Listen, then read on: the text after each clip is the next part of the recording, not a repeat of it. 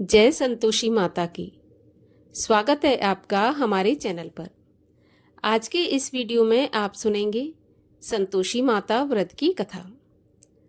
संतोषी माता व्रत शुक्रवार के दिन किया जाने वाला सुख सौभाग्य प्रदान करने वाला सबसे उत्तम व्रत है।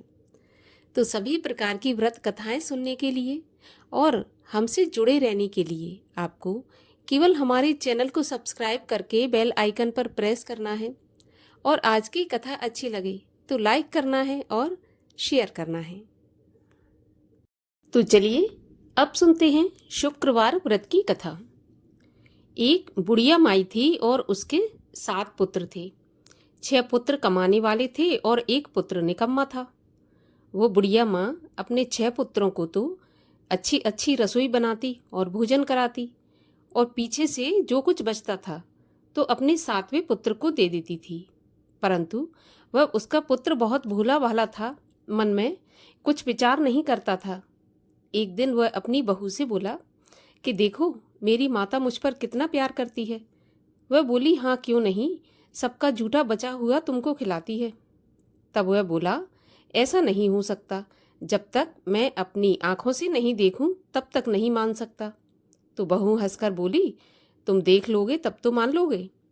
फिर कुछ दिन बाद एक बड़ा त्योहार आया।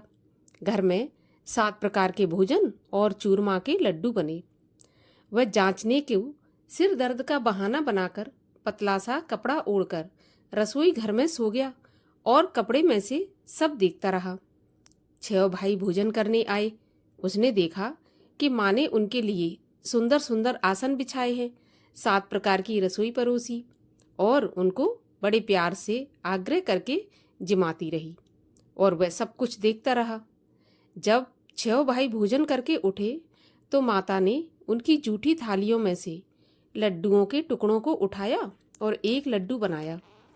जूठन साफ करके बुढ़िया माँ ने पुकारा उठो बेटा, 6 भाई भोजन कर गए, अब तू ही बाकी है, तू भी खा ले। तो वह कहने लगा माँ मुझे भोजन नहीं करना, मैं तो परदेश जा रहा हूँ। तो माता बोली कल जाता हो सो आज ही चला जा।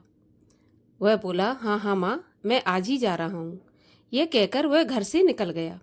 चलते समय बहू की याद आई। वह गौशाला में उपले थाप रही थी।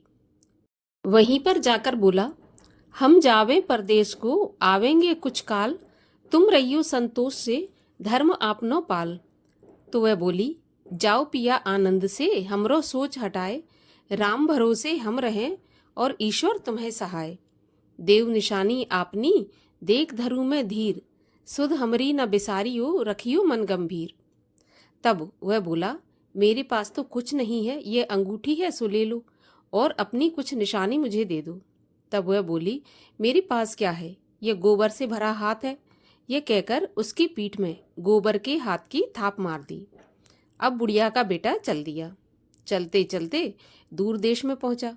वहां पर एक साहूकार की दुकान थी तो वहां जाकर कहने लगा कि भाई मुझे नौकरी पर रख लो।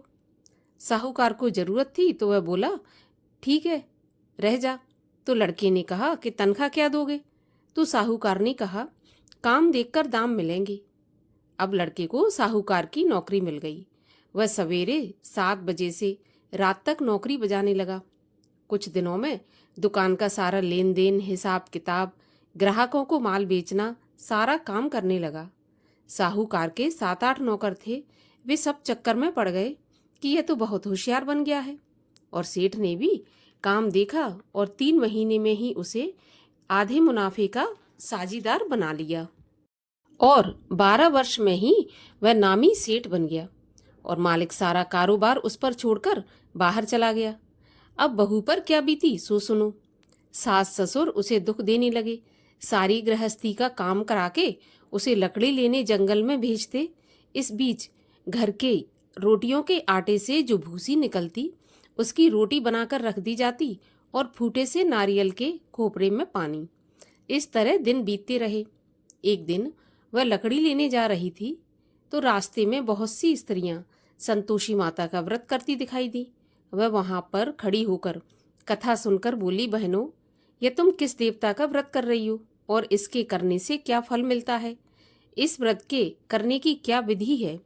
यदि तुम अपने इस व्रत का विधान मुझे समझाकर कहोगी तो मैं तुम्हारा बहुत एहसान मानूंगी। तब उनमें से एक स्त्री बोली, सुनो, ये संतोषी माता का व्रत है।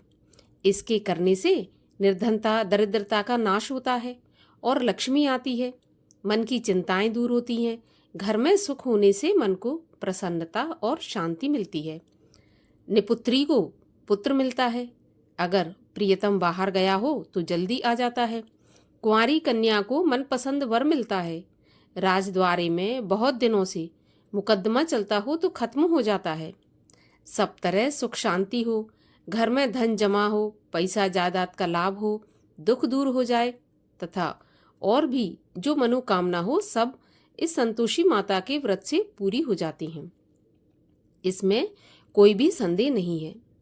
तब वह पूछने लगी कि यह व्रत कैसे किया जाता है, यह भी बताओ तो बड़ी कृपा होगी।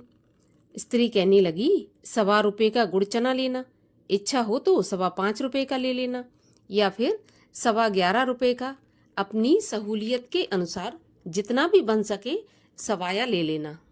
1.25 रुपये से 5.25 रुपये तथा इससे भी ज्यादा शक्ति और भक्ति के अनुसार लेना। हर शुक्रवार को निराहार रहकर कथा कहना सुनना, इसके बीच क्रम टूटे नहीं, लगातार नियम पालन करना। अगर सुनने वाला कोई नहीं मिले तो घी का दीपक जलाकर उसके सामने जल के लोटे को रखकर कथा कहना, परंतु नियम न टूटे। जब तक कार्य सिद्ध न हो नियम पालन करना और कार्य सिद्ध हो जाने पर ही व्रत का उद्यापन करना। 3 महीने में माता फल प्रदान करती है। अगर किसी के खोटे ग्रह हों तो भी माता 1 वर्ष में अवश्य कार्य सिद्ध करती हैं। कार्य सिद्ध होने पर ही व्रत का उद्यापन करना चाहिए, बीच में नहीं करना चाहिए। उद्यापन में 2.5 सेर आटे का खाजा और इसी नाप से खीर तथा चने का साग बनाना, 8 लड़कों को भोजन कराना, जहां तक मिले देवर जेठ भाई बंधु कुटुंब के लड़के लेना, ना मिले तो रिश्तेदारों और पड़ोसियों के लड़के बुलाना, उन्हें भोजन कराना, यथाशक्ति दक्षिणा दे माता का नियम पूरा करना। उस दिन घर में कोई खटाई न खावे, इस बात का ध्यान रखना। ऐसा सुनकर बुढ़िया के लड़के की बहू चल दी। रास्ते में लकड़ी के बोझ को बेच दिया और उन पैसों से गुड़ चना लेकर माता के व्रत की तैयारी करके आगे चली और सामने मंदिर देखकर पूछने लगी, यह मंदिर किसका है? तब सब कहने लगे कि यह संतोषी माता का मंदिर है। ये सुनकर माता के मंदिर में जाकर माता के चरणों में लौटने लगी, दीन होकर विनती करने लगी कि माँ, मैं निपट मूर्ख हूँ, व्रत के नियम कुछ नहीं जानती, मैं बहुत दुखी हूँ। हे माता जगत जननी, मेरा दुख दूर कर, मैं तेरी शरण में हूँ। माता को दया आई। एक शुक्रवार बीता कि दूसरे शुक्रवार को ही इसके पति का पत्र आ गया और तीसरे को उसका भेजा हुआ पैसा भी आ गया। यह देखकर जिठानी मुंह सिकोड़ने लगी, इतने दिनों में इतना पैसा आया, इसमें क्या बड़ाई है।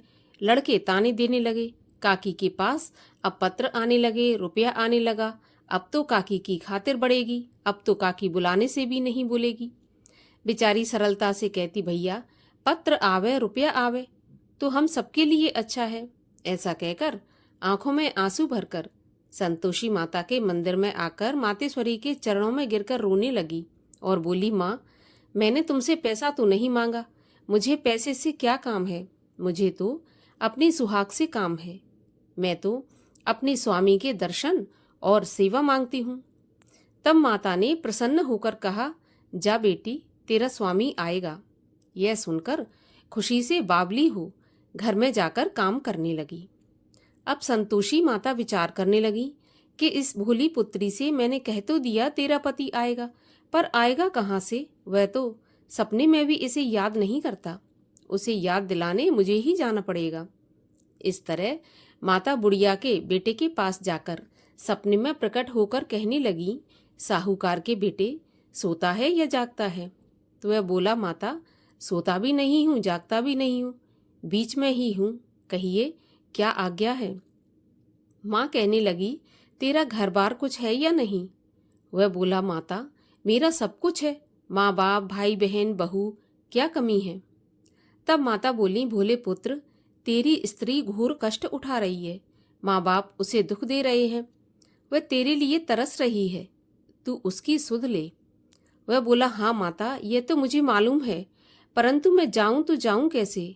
परदेश की बात है, लेन देन का कोई हिसाब नहीं है, जाने का कोई भी रास्ता नजर नहीं आता, कैसे चला जाऊं?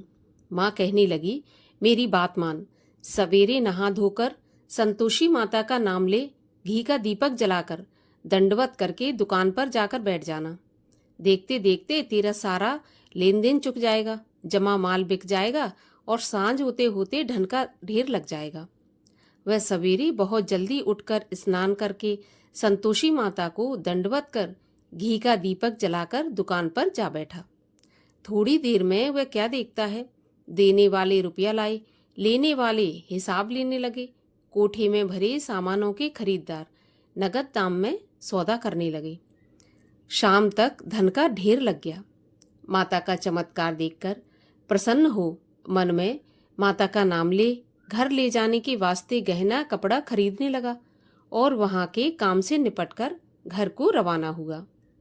वहां बहू बेचारी जंगल में लकड़ी लेने जाती है। लौटते वक्त माँ के मंदिर पर विश्राम करती है। वह तो उसका रोज रुकने का स्थान था। दूर से धूल उड़ती देखकर वह माता से पूछती है, माता, ये धूल कैसी उड़ रही है? तब माँ कहती है, पुत्री, तेरा पति आ रहा है। अब तू ऐसा कर, लकड़ियों के 3 बोझ बना ले, एक नदी के किनारे रख, दूसरा मेरे मंदिर पर और तीसरा अपने सिर पर रख ले। तेरे पति को लकड़ी का गट्ठा देखकर मोह पैदा होगा, वह वहां रुकेगा, नाश्ता पानी बना खाकर माँ से मिलने जाएगा।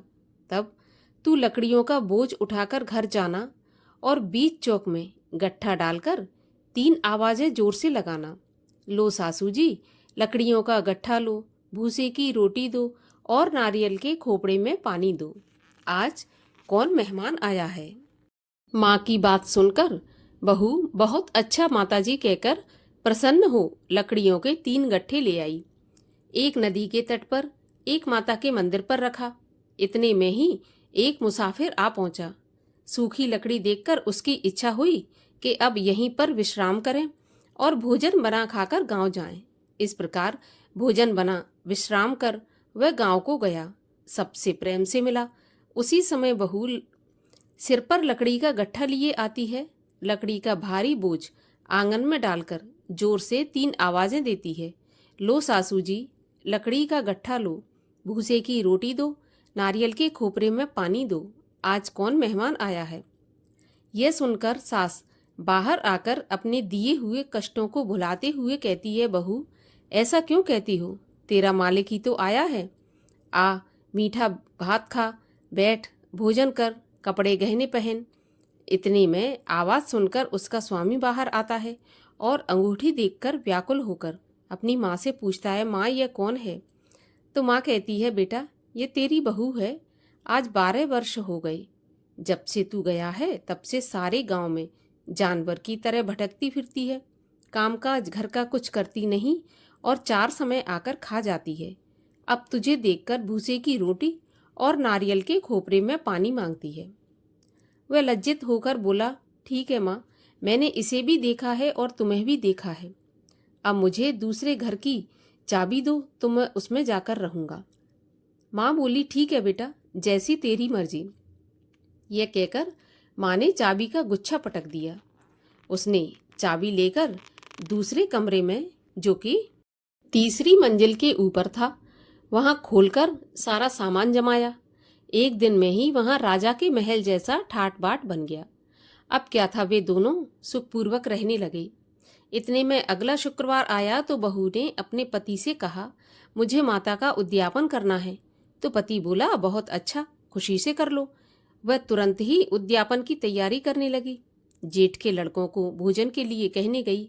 उन्होंने मंजूर किया, परंतु पीछे जिठानी अपने बच्चों को सिखाती है, देखो रे, भोजन के समय सब लोग खटाई मांगना, जिससे इसका उद्यापन पूरा न हो।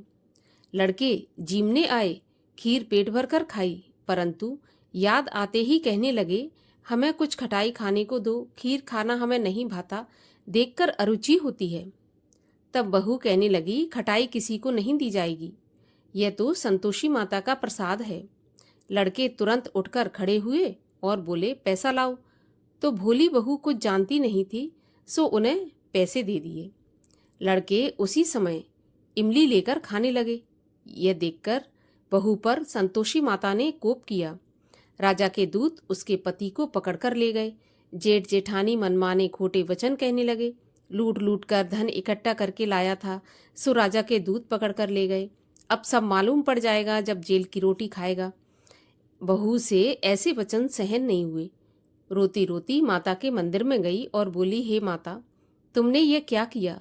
हंसाकर अब क्यों रुलाने लगी? तो माता बोली, पुत्री, तूने उद्यापन करके मेरा व्रत भंग किया है। इतनी जल्दी सारी बातें भुला दी। वह बोली, माता, भूली तो नहीं हूँ, ना ही कुछ अपराध किया है। मुझे तो लड़कों ने भूल में डाल दिया। मैंने भूल से उन्हें पैसे दे दिए।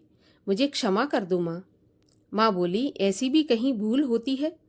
तो वह बोली, माँ, मुझे माफ़ कर दो, मैं फिर से तुम्हारा उद्यापन करूँगी। तब माँ बोली, अब भूल मत करना। वह बोली, अब माँ, भूल नहीं होगी। अब बताओ वे कैसे आएंगे? तो माँ बोली, जा पुत्री, तेरा पति तुझे रास्ते में ही आता मिलेगा। वह घर को चली। रास्ते में पति आता मिला। उसने पूछा, तुम कहाँ गए थे? तब वह बोला, इतना धन जो कमाया है उसका टैक्स राजा ने मांगा था, तो वही भरने गया था। वह प्रसन्न होकर बोली, भला हुआ, अब घर चलो। कुछ दिन बाद फिर शुक्रवार आया तो वह बोली, माता का उद्यापन मुझे फिर से करना है। तो पति ने कहा, करो। वह फिर से जेठ के लड़कों से भोजन को कहने गई। जेठानी ने पहले तो एक दो बातें सुनाई और लड़कों को सिखा दिया कि तुम पहले से ही खटाई मांगना। लड़के कहने लगे, हमें खीर खाना नहीं भाता, जी बिगड़ता है, कुछ खटाई खाने को दे दो। तब वह बोली, खटाई किसी को नहीं मिलेगी, खाना हो तो खाओ। वह ब्राह्मणों के लड़कों को लाकर भोजन कराने लगी। यथाशक्ति दक्षिणा की जगह एक एक फल होने दिया। इससे संतोषी माता प्रसन्न हुई। माता की कृपा होते ही 9वें महीने उसको चंद्रमा के समान सुंदर पुत्र प्राप्त हुआ। पुत्र को लेकर प्रतिदिन माता जी के मंदिर में जाने लगी। माँ ने सोचा, ये रोज आती है, आज क्यों ना मैं ही इसके घर चलूं, इसका आसरा देखूं तो सही। ऐसा विचार कर माता ने भयानक रूप बनाया। गुड़ और चने से सना मुख, ऊपर से सूंड के समान होंठ, उस पर मक्खियां भिन भिना रही थीं। दहलीज में पांव रखते ही उसकी सास चिल्लाई, देखो रे, कोई चुड़ैल आ रही है, लड़को इसे भगाओ नहीं तो यह सबको खा जाएगी। लड़के डरने लगे और चिल्लाकर खिड़की बंद करने लगे। छोटी बहू रोशनदान में से देख रही थी तो प्रसन्नता से पगली होकर चिल्लाने लगी, आज मेरी माताजी मेरे घर आई हैं। यह कहकर बच्चे को दूध पिलाने से हटाती है। इतने में सास का क्रोध फूट पड़ा। बोली, देखो कैसी उतावली हुई जो बच्चे को पटक दिया। इतने में माँ के प्रताप से जहाँ देखो वहाँ लड़के ही लड़के नजर आने लगे। वह बोली, माँ जी, मैं जिनका व्रत करती हूँ यह वही संतोषी माता है। इतना कहकर झट से सारे घर के किवाड़ खोल देती है। सबने माता के चरण पकड़ लिए और विनती करके कहने लगे, हे माता, हम मूर्ख हैं, हम अज्ञानी हैं, पापी हैं, आपके व्रत की विधि हम नहीं जानते। आपका व्रत भंग करके हमने बहुत बड़ा अपराध किया है। हे माता, आप हमारा अपराध क्षमा करो। इस प्रकार माता प्रसन्न हुई। माता ने बहू को जैसा फल दिया वैसा सबको दें। जो यह कथा पढ़े और सुने उसका मनोरथ पूर्ण हो। बोलिए संतोषी माता की जय।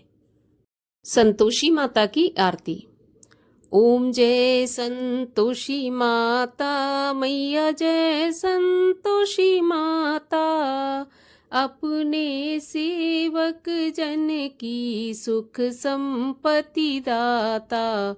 जय संतोषी माता, सुंदर चीर सुनहरी, माँ धारण कीनो, हीरा पन्ना दम के, तन श्रृंगार लीनो। जय संतोषी माता। मेरू लाल छटा छवि, बदन कमल सोहे, मंद हसत करुणामयी, त्रिभुवन जन मोहे। ओम जय संतोषी माता। स्वर्ण सिंहासन बैठी, चवर ढुरे प्यारे, धूप दीप मधुमेवा, भोग धरे न्यारे। जय संतोषी माता। गुण और चना परम प्रिय, ताम संतोष कियो, संतोषी कहलाई, भक्तन वैभव दियो। जय संतोषी माता।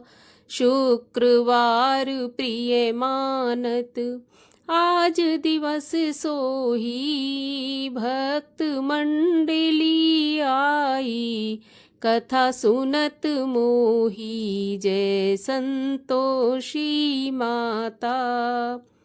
मंदिर जगमग ज्योति, मंगल ध्वनि छाई, विनय करे हम बालक, चरणन शिर नाई। जय संतोषी माता।